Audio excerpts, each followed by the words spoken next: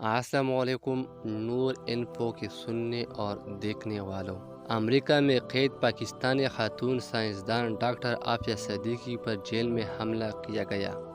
بیان کے مطابق امریکہ کی ریاست ٹیکساس کے جیل میں قید عافیہ صدیقی کے وکلاء نے بتایا ہے کہ گزشتہ ماہ ایک قیدی کی جانب سے عافیہ صدیقی کو مسلسل ہراساں کیا جا رہا تھا اور اسی قیدی نے ان پر کافی کے مگ میں گرم کوئی چیز پہن کر حملہ کیا۔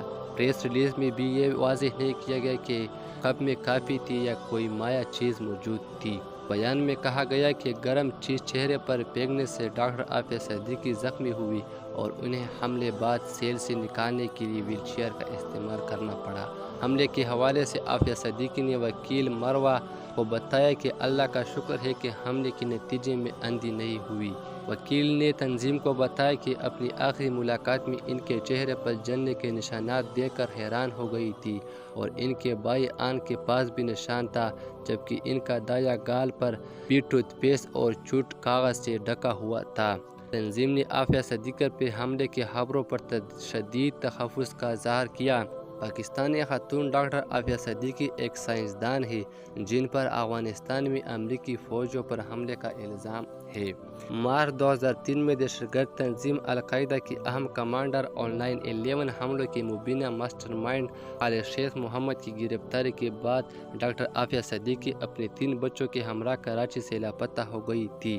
عافیہ صدیقی کی گمشدگی کے معاملے میں نیا موڑ اس وقت آیا جب امریکہ نے 5 سال بعد یعنی 2008 میں انہیں افغان صوبے غزنی سے گرفتار کرنے کا دعویٰ کیا۔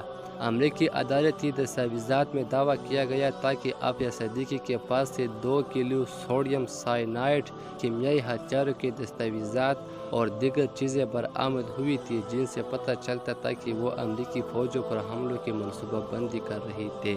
دوسری جانب جب عافیہ صدیقی سے امریکی فوجی اور FBI افسران نے پوچھ گچھ کی تو انہوں نے مبینہ طور پر ایک رائفل اٹھا کر ان پر فائرنگ کر دی، لیکن جوابی فائرنگ میں وہ زخمی ہو گئی۔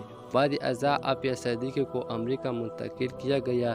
ان پر مقدمہ چلا اور 2010 میں ان پر اقدام قتل کی فرد جرم عائد کرنے کے بعد 86 برس قید کی سزا سنا دی گئی۔ یہ تھی آج کی ویڈیو۔ اسی طرح مزید اچھی معلوماتی ویڈیو کے لیے ہمارے چینل کو سبسکرائب کر اور ساتھ بیل آئیکن کو بھی لازمی دبائیے تاکہ آپ کو اسی طرح ویڈیو کی نوٹیفیکیشن ملتی رہے۔